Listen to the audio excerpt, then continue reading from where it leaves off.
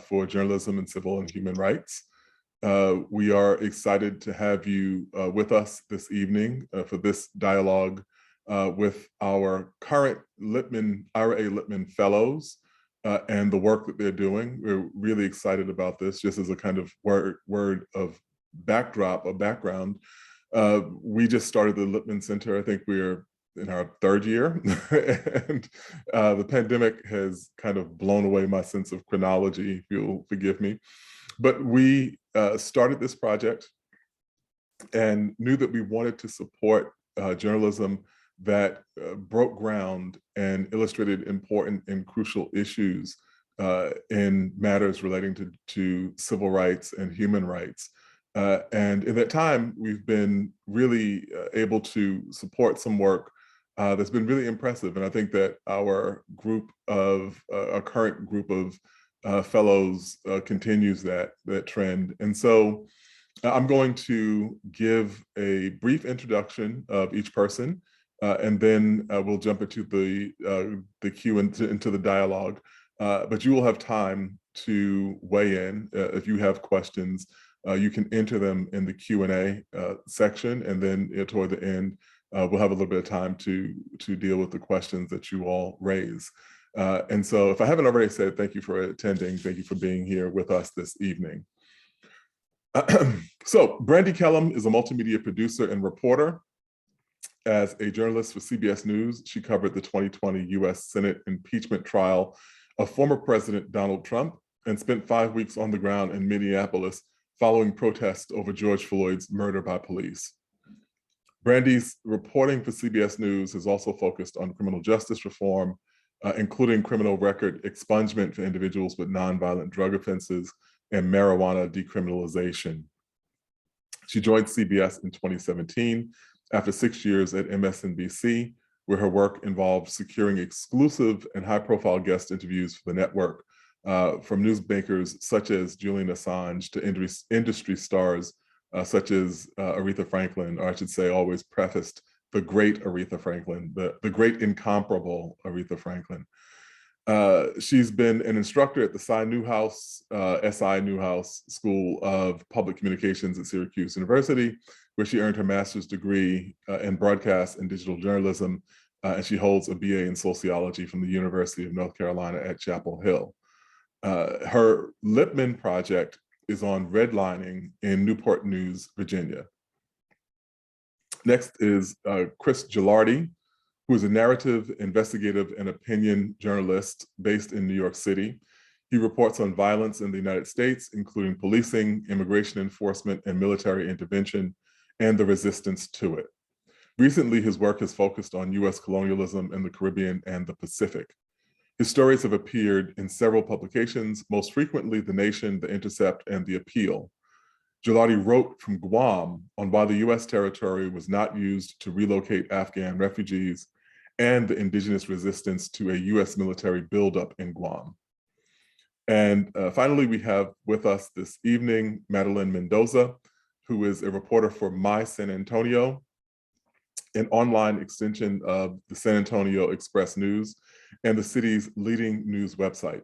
Her expertise and ability to pivot from reporting on critical national social justice issues to features amplifying local cuisine and culture have made her a champion for the city and a multifaceted authority on regional news. And her project, Madalyn's Lipman project, is on redlining in San Antonio, Texas. Thank you. Happy to have all of you with us this evening. We're certainly thrilled to have all of you with us as part of the growing community of Lipman Fellows. And so I'll just start with everyone with a kind of 10,000-foot question, which is, how did you come to be aware of the specific issues that you are addressing and working on in your Lipman Fellowship? And let's just go in the order that we did the bios in. Oh, so thank you so much. Good evening, everyone. Happy to be here today. Definitely excited to share some of my reporting.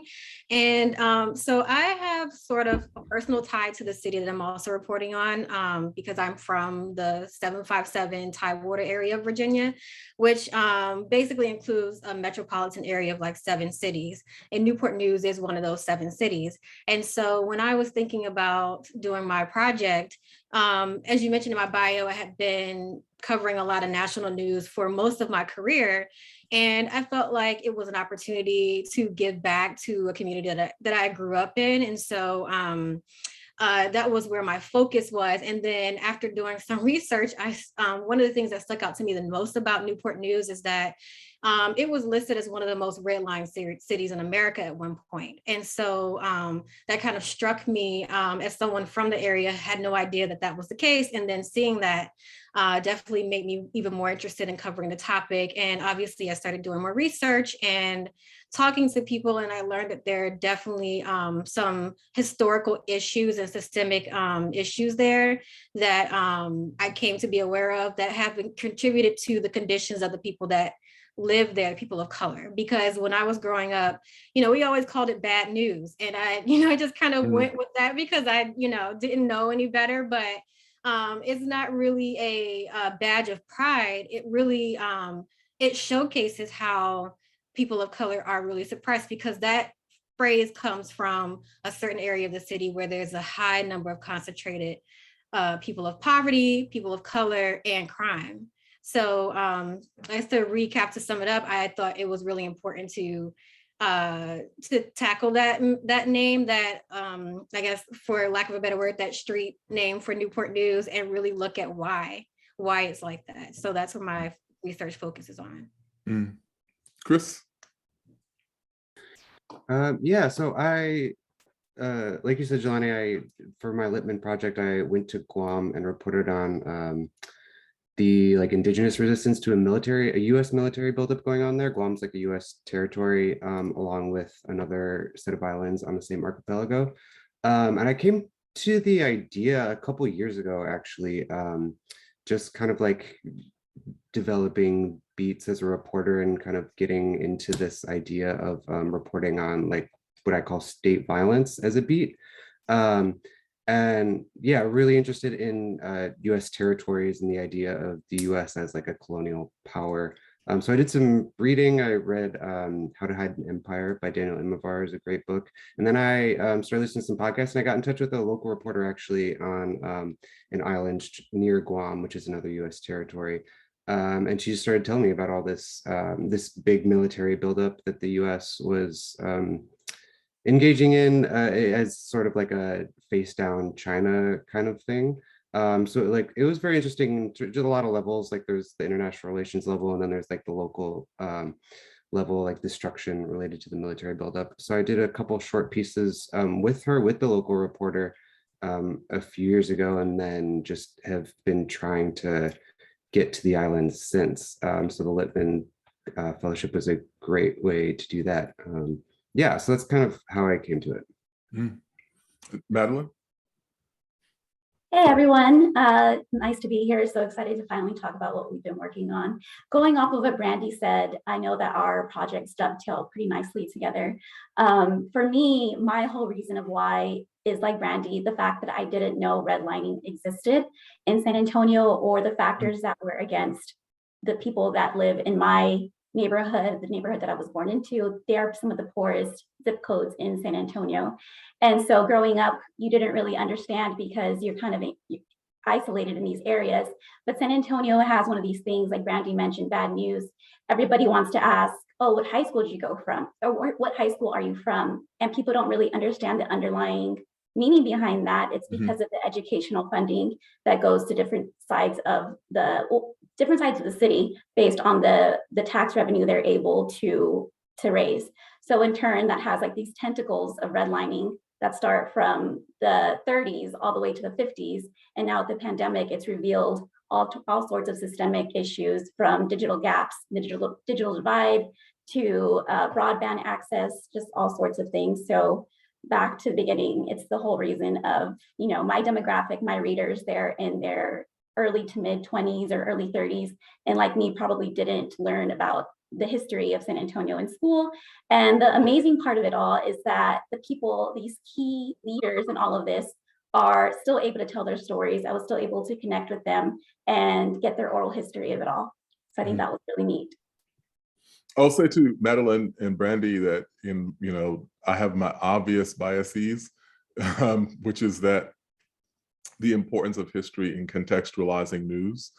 That is one of the things. I think that's actually a theme that connects all three of these projects. As a matter of fact, that when we say something, declare something to be news, we implicitly are saying that this has kind of sprung into the world anew. And very often it's the historical context that makes this new iteration of an older phenomenon very much more legible. And so to look at it in this light. So I wonder if, for Brandi and Madalyn, if the two of you could talk just a little bit about contextually what redlining is, how it functioned in Newport News and San Antonio, and what the contemporary implications of those policies might be. Oh. So let's go in the opposite order. Let's go in Madalyn, and then Brandi.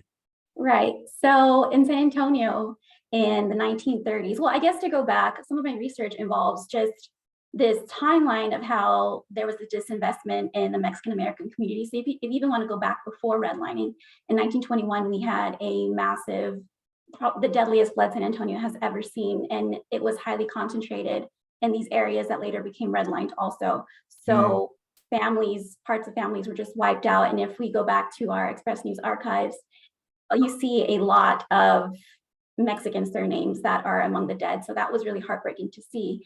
And it's really heartbreaking to see this generational spiral. The people that I interviewed that were involved in the Edgewood walkouts had family members that died in the 1921 flood. So it's kind of like a full circle situation. But back to redlining in the 1930s, these federal agents were sent out to San Antonio to get a kind of lay of the land and map out which areas were at risk.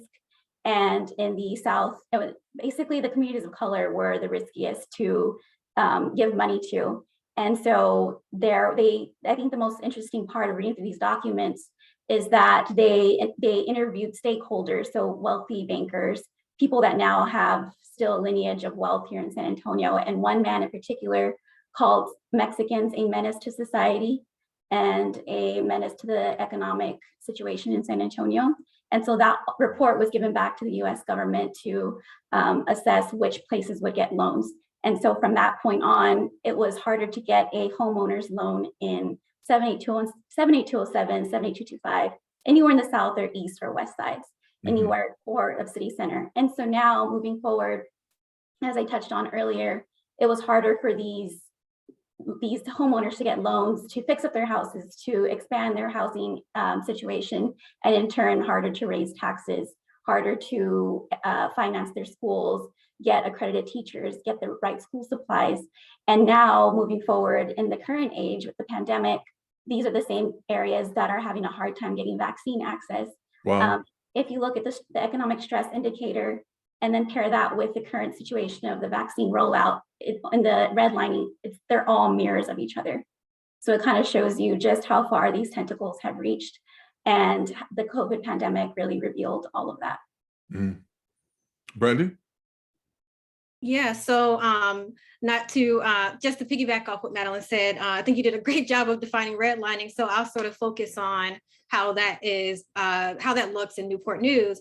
And so in that city in particular, you can see, so I will actually give a shout out to a professor at a university who did a great research project where you can actually see that there are maps where you see neighborhoods that were redlined, and then you see on top of those maps the impact on those communities to this day. So in Newport News, you can see that the Southeast community, which is predominantly back prior to the 1950s, this was a very mixed community. Obviously, it was segregated within the community, but very, the people were thriving, businesses were thriving, even people of color, Black people were thriving with their own businesses.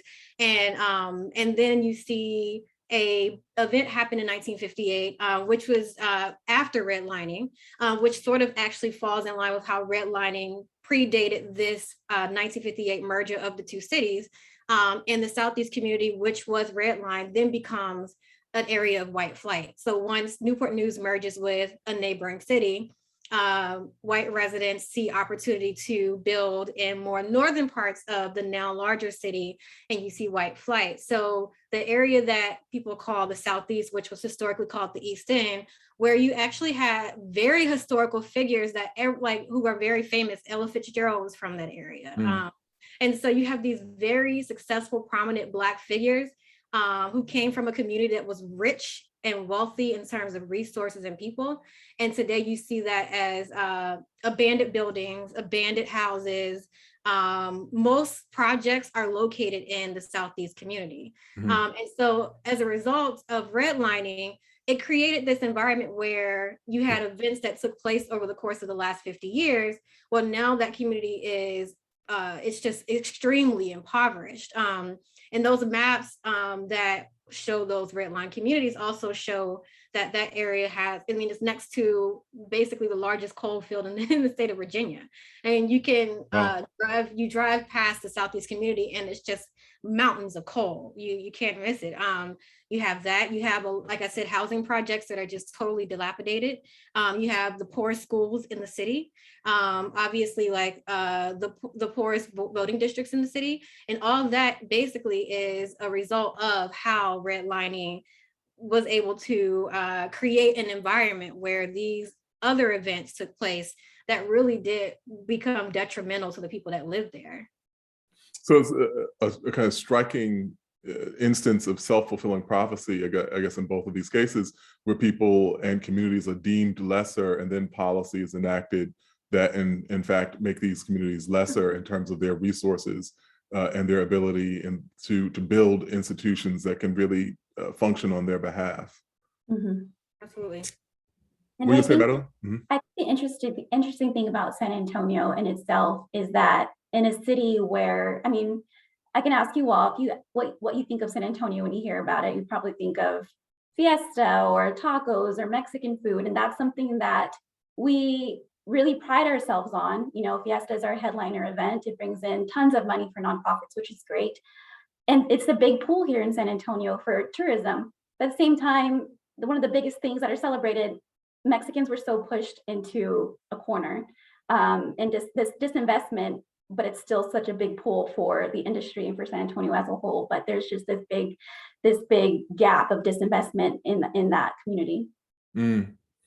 So Chris, your project involves the use of a word, you know exactly what word I'm going to reference here, that is inflammatory. And I wonder, one, how, if you could talk about the context of particularly the US territories, which are places that are wildly underreported on, and how you came to the idea of colonialism. So just for very obvious reasons, given the United States history and its origins, there has always been an aversion to describing its relationships with other geographical entities as colonies.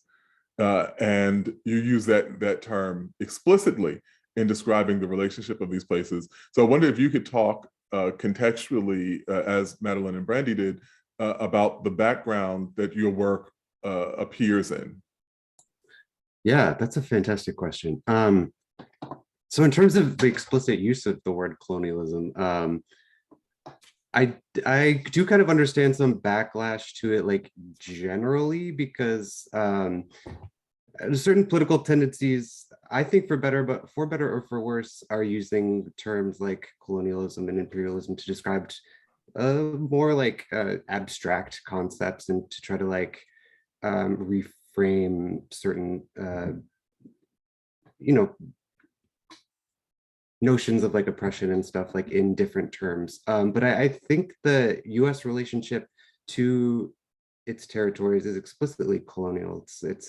They don't, there's 5 US territories that the United States holds.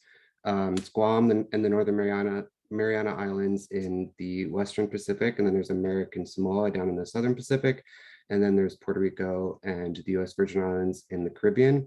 And most of these were taken from the Spanish Empire in 1898, 1899. And like it was explicitly colonial. Like This is the Spanish-American War you're referring to. Yeah, the Spanish-American War. And so just talking about like Guam and the Northern Mariana Islands, which are the ones in the Western Pacific along the same archipelago, the US took them for their strategic location. So, I mean, maybe not to extract resources, which might be what we think of as colonialism, but they're a military resource. They're like a strategic location resource. And so, yeah, so I think it only makes sense to explicitly use the term colonialism. And that's like a history that, that I think is necessary in reporting on Guam today. Because when you hear about Guam today in US news, like you said, the territories are very often overlooked in any sort of like national news coverage. When you hear about Guam, it's often thought of as just like a military outpost, like nobody actually lives there. But there is this, like from when the US took it in like 1898 to now, there is a pretty violent history of the military taking indigenous land, taking family land, a lot of toxicity that I illustrate in my reporting, it's lost. So does that kind of answer your question? Sure. I mean, just in looking at your work, they're just eye-popping facts about these relationships, which you're reading. And I wonder if you could just take a second and describe a little bit about what is happening here and the kinds of privations that residents there are dealing with. Sure. Yeah. So I guess to start, just like a grand history of the military's relationship with Guam. It was taken and then it was put under like a naval administration. So it was pretty much just like owned by the Navy, and the naval administrator on Guam could pretty much set whatever rules or laws that he liked. And then during World War II, it was actually taken over by Japan and then liberated again by the US during World War II. And then since then, it's been what's called an unincorporated territory of the United States, meaning that Guam, residents of Guam are US citizens, people who are born on Guam are US citizens, but they can't vote for president, don't have any representation in Congress or anything like that. And then since then, it's kind of like been a military outpost with increasing military presence on the island. So what I mostly reported on for this big story, for the Lipman project, was a kind of post-Cold War relocation that the military is doing to Guam. So in Okinawa, like a prefecture of Japan, there's a huge military presence, but there's a big resistance to that presence among Okinawans. And so it's kind of like a way to assuage the resistance movement in Okinawa, but also to keep the amount of troops in the Western Pacific pretty much level. The US is taking a bunch of Marines from Okinawa to Guam. And to do that, they're building a big, huge live fire training range complex. They're building new training facilities. They're building a new aircraft carrier berthing station. And to do that, they're destroying a lot of the land. They're destroying, I don't remember, a ton of acreage of like these like native, very rare and very precious limestone forests that the indigenous people use for medicine, that they used to use for food, and that are the sites of like a lot of grave sites of their ancestors, and that actually used to be owned by them, like before the military took them over during World War II. So and there's also like where they're building this big live fire training range complex. It's over Guam's main aquifer, and there have been studies on other islands, specifically other US territories actually, that have suggested that that these kind of training ranges can seep like heavy metals and stuff like into the aquifer and like poison them. And yeah, so the yeah, the indigenous residents have been trying to fight back against this, but you know, the military bureaucracy is it can last a very long time, and it just kind of keeps on churning, and that's been the main struggle. Mm.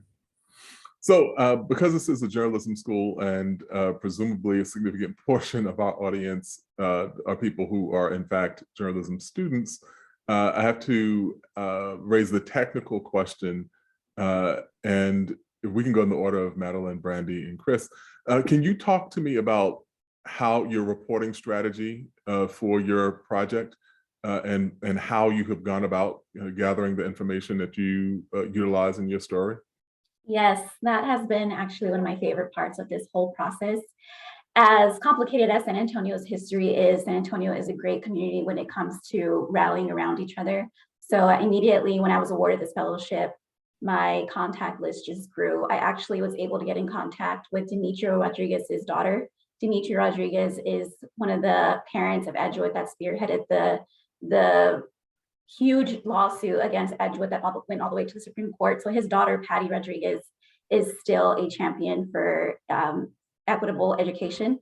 And from her, she just helped me build this phone tree of people. And I was able to speak to Manuel Garza, Mario Campion, who were part of the Edgewood walkouts, Diane and Richard Herrera. And it was just like, here, I have this contact, they want to talk, this person wants to talk. Everybody was so quick with wanting to have their story told. And then our news researcher, Misty Harris in the Express News, was able to help me get access to all of our old articles that dating back to 1921, when I mentioned the flood happened, to the Edgewood walkouts. And in seeing that, another journalistic point of view, it was really interesting to see how these stories played out in the media back then. The language that was used wasn't always appropriate. And in reading some of the papers of these key players that were involved, they mentioned that the reporting in the 50s and 60s, when people were fighting for equal education, was kind of detrimental to the process because of the way that it was perceived and the way the stories were told. So I think San Antonio really came through in helping me get these interviews lined up. A lot of it was, you know, emails and cold calling, but just having this network and this community of people, because these stories, they feel that these stories still aren't being told properly. So when somebody comes and says, hey, I'm doing a research project on redlining, they are so ready and willing to talk. And I've been able to go into their homes. Richard and Diane Herrera, who were 16 at the time of the Edgewood walkouts, have this sort of, we joked that they have this sort of museum in their back room of their home, just full of article clippings, photos, and they're so ready and so excited to talk. I think our interview was only supposed to last about an hour, and I stayed there from 6 p.m. to 10 p.m. with them, just chatting about everything. So San Antonio really wants their stories to be told, and I am so thankful that they've trusted me with them. I mean, that's amazing because, you know, as everyone here knows, that you can very well have important stories and people will be reticent, or they'll be worried, or it's too emotionally difficult to talk about something. And so that's really notable that people are excited to have a conversation with you. Definitely. Brandi. Yes, so I definitely have something I want to share that piggybacks off of exactly what Madalyn talked about with trust and credibility with people in those communities. But I'll just first start off with the structure of my project, which is I'm focusing on the historical context, but I'm also drawing parallels to what's happening right now in Newport News. And so Newport News is one of the 40 programs in the United States that has a HUD grant for the Choice Neighborhood Program, which is basically, in a nutshell, a federally housing revitalization project that doesn't just focus on renovating public housing, but also focuses on the neighborhoods around that housing. So essentially what that program is supposed to do is when they displace residents, they're also supposed to get certain services that allow them to elevate their lives. So if you lived in public housing all your life, you might not have access to educational resources, physical health resources, even things like transportation. And so basically this program is supposed to prepare the residents who were displaced to come back, which is very vital to my story because the area where the Southeast community is basically where those residents formerly live. So right now you have residents who are former public housing residents in the Southeast community that are currently displaced within the last 2 years and have the option of coming back, but the crucial part of it is them getting the resources that will enable them to do that. And so I spent a lot of my time talking to people of all various generations. I wanted to understand people who had lived in the community for 40, 50 plus years. So I talked to a lot of my elders, as you would say. And, you know, they had a lot to share about the historical context and the richness that the community had. And then I did talk to a lot of people who were in the public housing system to understand what their experiences were like and what challenges they were facing and really get to the truth of their experience and how this program is helping or not helping them. And then I also spent a lot of time in the library in Newport News. They have a great historical library where you can pull up all types of records. And so I learned a lot about what happened and transpired in that community based off of newspaper clippings that were there from like 40, 50 years ago. And then in addition to that, part of my story is also looking at, because housing is a big part of a big concept in my story, overarching concept, I'm looking at areas where the city actually took land by eminent domain. And part of that includes pulling up deeds, which has been extremely fun, actually. You know, looking at deeds in the courthouse and connecting the dots between who owned what land and who got the land and now who has it, and just connecting all the dots. So a big, like I said, a big part of my story is connecting the dots. And I spent a lot of time talking to people, but probably equally, if not as much more time doing a lot of like deep dives in historical records as well. And then just wanted to add to what Madalyn said about the credibility. It's unfortunate that what I came across was that a lot of people in that area, in the Southeast community, have a high mistrust of news, right? You know, we see that across our country anyway in this, you know, in this day and time, but what I have come across is that some of the reasons why are because of how stories have been covered, you know, during the time where these things were happening in their community, like the merger, you know, eminent domain situations. And so I had to do a lot of work building trust and credibility with people. And so I feel like I have a very high responsibility to make sure that I am telling the story in the way that is the most accurate and fair possible. And that's a huge responsibility, which I take. In addition to that, being from the area, it's even double that for me, right? Because I don't want to get it wrong. And then I'm from that area, and, you know, people are looking at me like who is this, you know, who's this person? So anyway, I just wanted to speak to the credibility part, because I do think, you know, telling stories of things happening today is important, but also adding the historical context, I think kind of alleviates that in a way, because then people will see that you're actually looking at the bigger picture and the whole picture, instead of like when one person says and then you take that and run with it and you totally get the story wrong. So that was really important to me in this, and that's why I talked to as many people as I possibly could. Just one quick point. We seem to be having a problem with the Q&A function. So for the audience, if you are interested in raising a question or asking a question, please enter that into the chat, and we will get to as many of those as we can. Chris? Yeah, Brandi, so much of what you said resonates so hard. In terms of like records and stuff, I believe that like if you want to be like an investigative reporter, or like a deep dive reporter, or like write long form things, you kind of have to be like a huge data or document nerd. And that was like a lot of like the preliminary reporting I did before going to Guam. With like, so when the military, or actually any sort of agency, builds something large enough, it has to publish what's called an environmental impact statement, which is, it can be like thousands of pages and just like filled with jargon and really complicated to read. And I think often the expectation is that nobody will actually read it, but you can find some amazing nuggets in there and useful leads. So that I kind of started off just reading through those giant documents to find references to other documents, or to find little nuggets that would be informative, or to find little historical things that I couldn't find elsewhere, which was super helpful when I actually got to Guam, because then I could reference those things both when talking to military people and to people on the ground. I mean, in terms of like building trust and like human sources, I've kind of like learned from, especially from reporting this project, that if there are situations where there are like, where there are institutions that are oppressing people, but it's like not getting covered, or it's like not getting covered outside of local outlets, there almost are certainly already existing networks of either resistance or just like ideological dissent. And it was just like a matter of like tapping into that. So I had already, it helped that I had already written a couple stories on US territories, and specifically on Guam and the Northern Mariana Islands before.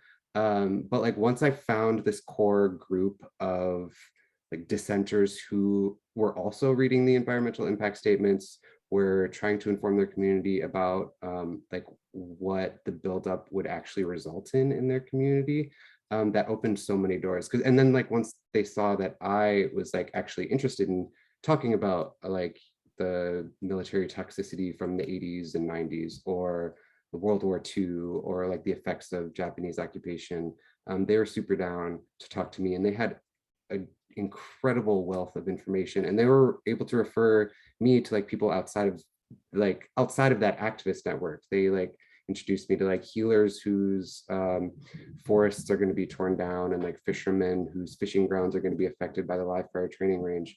So yeah, once I built that rapport, and it became clear among this kind of like core group that I was for real, and that not that I was on their side, that I believed like what they were concerned about, it became a lot easier to just like honestly get anyone on the island to talk.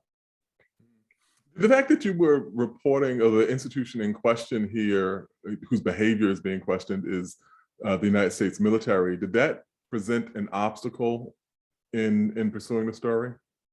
Yeah, maybe not an obstacle, because like just the military, anything is ubiquitous on Guam, but it definitely made it extremely complex, because Guam's relationship to the military is extremely complex. Even though the military is responsible for a lot of bad stuff, like I've outlined, as it is the case in many US territories, the rate of enlistment on Guam is through the roof, just because of the presence. It has a higher rate of enlistment than any US state. Wow. Yeah, and so like there's this like very complicated relationship between, I kind of describe it in the piece as like, it's like kind of like this imperfect ideological spectrum, and everyone falls within it, like between skepticism of the military and this sort of like latent patriotism that honestly extends back to the like liberation of the island after World War II, because Japanese occupation was like extremely for all the bad stuff that happened during the US naval administration before World War II. The Japanese occupation was like all the more horrific, which raises all sorts of interesting questions about like, yeah, what does it mean to be like anti-imperial, and like how do you balance like one nefarious superpower with another? All sorts of interesting questions there. But yeah, like the fact that it was the military, it was this ubiquitous institution, it's like honestly one of the most powerful institutions in the world, made it an extremely complicated thing to parse out among people not in this activist network. Mm-hmm. I wonder if I could ask, and if for the audience, you can start entering your questions in the chat now. We will pivot to Q&A in a moment. But I wonder if I could pose one last question to the group, which is to talk specifically about obstacles you encountered, or the biggest obstacles you encountered in reporting these stories. Sorry, go I don't know what order let's go Brandi, Chris, Madalyn. I don't think we've gone in that order yet. Okay. So I think the biggest obstacle, well, I'll say two. One of those two biggest obstacles was trying to document things that that actually weren't reported on for whatever reason, right? I'm not going to speak to the media there, but you know, trying to document things that weren't reported on with people who you know, may not necessarily, because of their age, have remembered like every detail. So then it kind of created like a scenario for me where I had to kind of put, even if one person knew one thing about one situation, it might not be the entire picture, but I could talk to 5 or 6 people who were in that generation and at least try to get an understanding of what actually happened. So that was a challenge.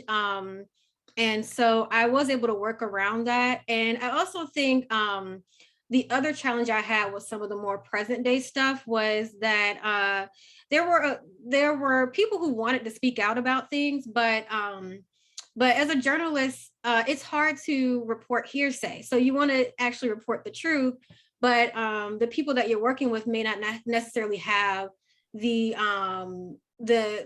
right, I don't want to say like they don't know how to document things, but they may not necessarily do that because of whatever situation that they're in. It may be more emotionally frustrating for them because of, you know, understandably so, generations of generational poverty and you know, high crime, and experiencing that as a person living in that can be extremely emotionally it can be trauma, right? It can be traumatic. So you're dealing with people who have, you know, a lot of trauma and they want to speak out, and but you have to learn how to work around the lack of you know, an email that they may have sent. You know, it's like, well, you're saying this to me, but did you send an email? Did you print this document before you decided to move on from this organization? And so I've had to do a lot of public record requests to get that information, and then also try to just ask questions that I think would help lead me down the right path to actually get the information that I need without that person actually telling me, because I have to read between the lines of what they say a lot more because of the emotional trauma behind what they're sharing with me. So those were two of my challenges. Mm-hmm. I think Chris. That in terms of like, yeah, I'm gonna piggyback off of that like reporting kind of like hearsay or like non-recorded historical facts, I think is something that I've come across in like follow-up reporting that I've tried to do. And it is really hard. Like there were a lot of times when I was in Guam, and since I've been back and like talking to people over WhatsApp, there would be like, my family had land there before the military took it, or like my cousin's family had land there before the military took it, or like my friend's cousin got like poisoned in this river because of like military contamination. And like that is so often not recorded anywhere. It's like, yeah, it's incredible. Like what can I print and like what can't I print, and like how do I like navigate this? It's incredibly difficult. Yeah, so that's that, and that's difficult, and it shows like the importance of like deep dives and these kind of like big projects, and not just doing kind of like churn weekly news stories on this kind of stuff. And then also like specific to this story, I would say the biggest obstacle was just the military and their unwillingness to like give anything. They wouldn't let me on base, and like wouldn't let me into meetings, even though I like snuck into one via Zoom. And yeah, like they're like, it's in the paperwork, or they'll like give you a statement or something. And it's like hard reporting on like institutions like that, especially when you identify with the people who are resisting against the institutions, because you're like, did I give like the military or whatever institution you're talking about like their due? Did I like, am I like fair to them in this piece? And eventually that was just like, well, I guess I am, like, what else am I going to print? But yeah, their kind of like obstructionism was a little difficult to deal with. Raise your hand if you have not if you have used a Zoom link to sneak into a meeting that people didn't know you were going to be in. I mean, when I was in Minneapolis and was reporting on the aftermath of George Floyd's death. You know, I was in actually this was in after the death of Daunte Wright, and I was in a Brooklyn Center, Minnesota rather, municipal meeting on a Zoom link when there were like 3 or 4 people who were just talking about the case, and apparently they knew the police officer in question, and this one person was out because, you know, I had my camera off. This one person was going on about like, yeah, you know, I ordered a pizza once, and the guy, you know, then I canceled the pizza, but the guy showed up at my house anyway, and I told him I'd already canceled it, and then they marked it down as a pizza I refused to pay for. And the next thing I knew, she was there with her gun out, and this was like 2 years before. And of course, that person is not going to go on the record about this, but I have a recording of this person saying this. And I was like, so, you know, when eventually someone said, wait, I think there's someone else in this Zoom.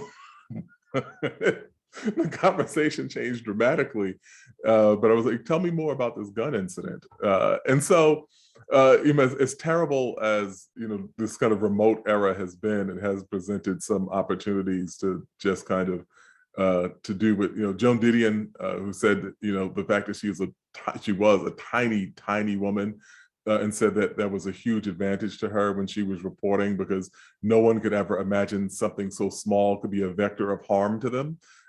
They would just, so I always tell my students, be small, metaphorically, if not physically. And so, you know, Zoom allows for that equalization. But I'm sorry to go on like this. Madalyn.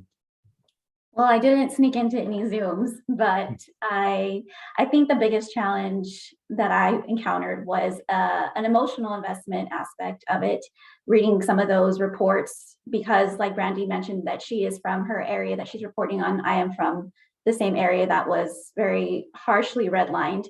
And one of the reports was from a commission that came, and residents were able to submit exhibits showing how dilapidated their living conditions were. And one of the issues was that the infrastructure was so poor. So whenever it would rain, people weren't able to pass to their street to go to work or school. And so one of the photos that were submitted was from the corner of the street the first home that I lived in. So that was pretty surreal to see, because that was something that came from the 50s.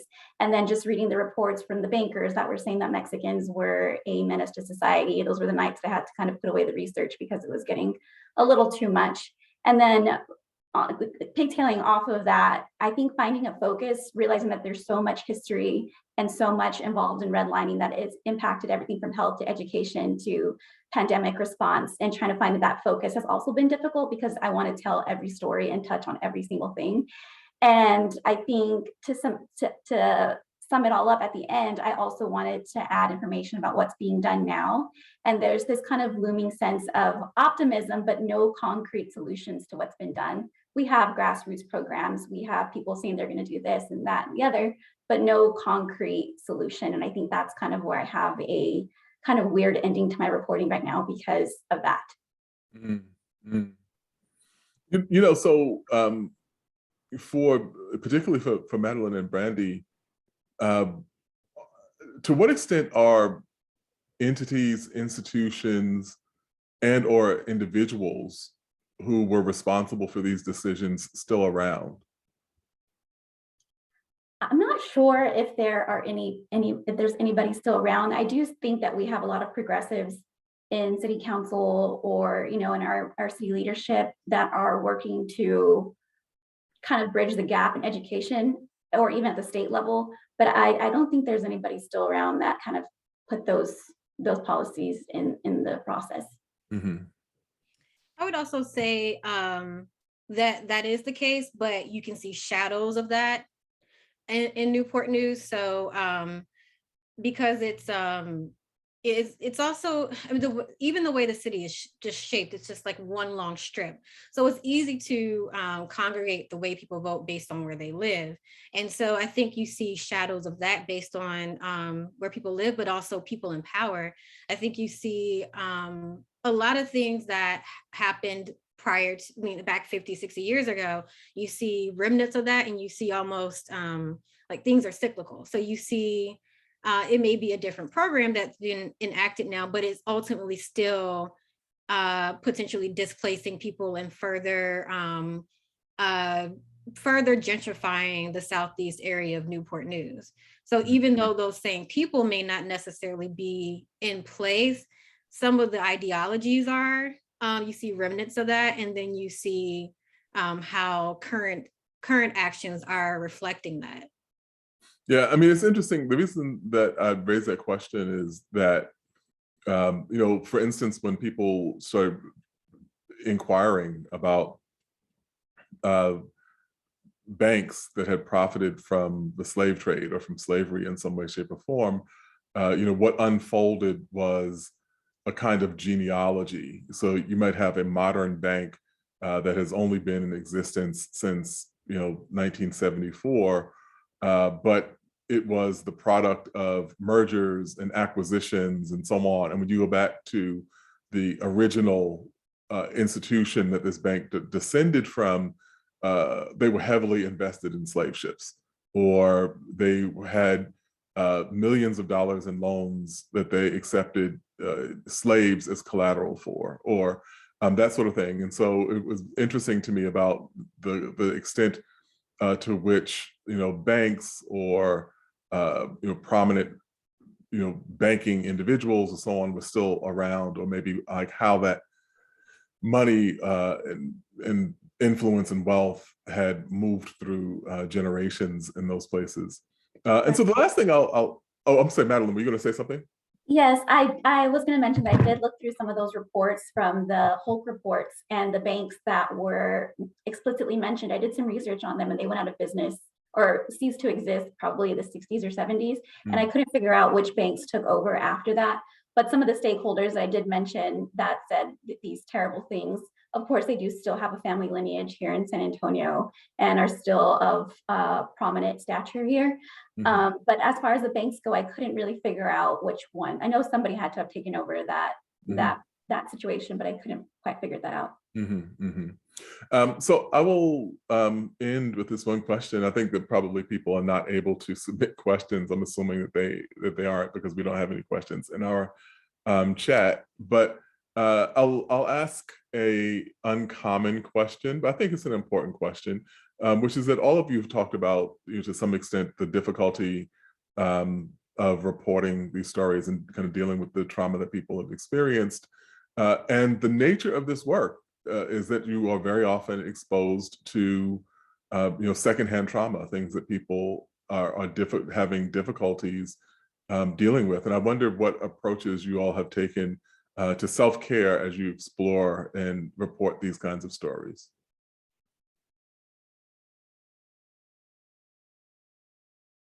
I can go. Oh, I should say the order. Okay, so Chris can go first, and then Madalyn, and then Brandi. Great question. I have like my, you know, like kind of like hobby self-care things. I like run a lot and cook a lot and take my mind off of things, which are very important. But those are the answers you always hear, which are good that you always hear them, because you need things outside of work and outside of journalism, and also outside of your social life, like time for yourself. So yeah, like cooking is like the way I get my mind off things, but also like during the reporting process, I would say I kind of like try to like implement certain like kind of self-care things, especially in stories like the Lipman Project, where it's a lot of like face-to-face conversation with people who are upset about an issue, kind of like allowing myself to be in the moment with them, and to like, you should see people as more than sources all the time, but like in terms of like internalizing what they're saying, like seeing them as, you know, more than a source, and like taking moments to kind of like just commiserate during the interview process, like set aside the questions for a second and just kind of like listen to what they're saying, and be on their level, like as if you're like just talking to them like one-on-one, like you met them at a bus stop and aren't trying to get information from them. I found that like I didn't really kind of like start thinking that way until like I was in Guam for 3 weeks, and I didn't really start thinking that way until like halfway through the trip, but it really kind of helped. I mean, I still got all the information I needed, but it really helped like make the reporting process, humane is not the right word, but something close to that, like more humane, if that makes sense. Madalyn.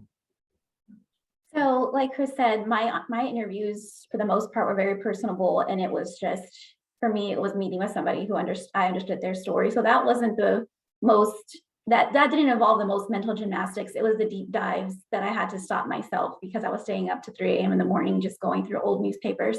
And so I made a routine, or try to stick to it. I don't always stick to it, but I put my phone to bed an hour before I do, because if not, That's great. yeah, I'll just doom scroll, and it also helps my sleep routine. And I do try to work out, 6 a.m. to 7 a.m. is me time strictly, phones away, workout. The cooking, I'm really big on sleeping. So I've got a weighted blanket, a sound machine, and that is my sleep routine. But putting my phone to bed and doing something like a self-care skin routine, or reading something that's nothing to do with news, or just watching trash TV, that is my way to relax.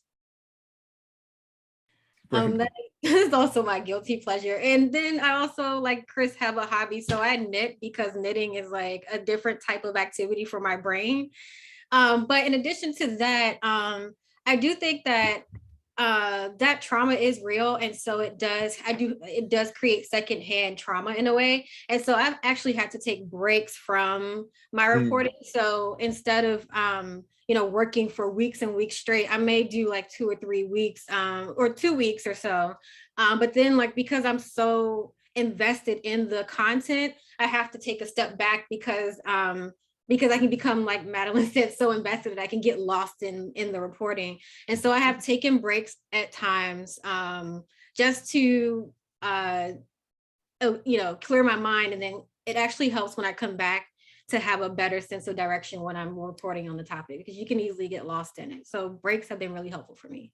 I mean, if I would hazard to answer my own question, I would say that I belong to a Peloton group of journalists, and we all kind of pick a ride at a particular time. And then because I think because this is a group of journalists, it is extremely competitive. So everyone is on here. Where you're all like writing at the same time? Writing at the same time, on the same class. And so, everyone probably pushing their heart rate way past the recommended, like, if I can just beat this person from the Washington Post, but at the end of the day, that it only winds up being, I guess, helpful if you don't go out like Mr. Big. So thank you all for your time this evening. As I said, we're very proud to have you as Lipman Fellows, as part of the extended Lipman community. And we're all very excited about the work that you're doing, and the way that it will help fulfill the mission of this institution, which is to use journalism as a means of highlighting crucial causes in civil and human rights. And so enjoy, cook, knit, do your thing, and thank you for your time this evening. Thank you. Thank you.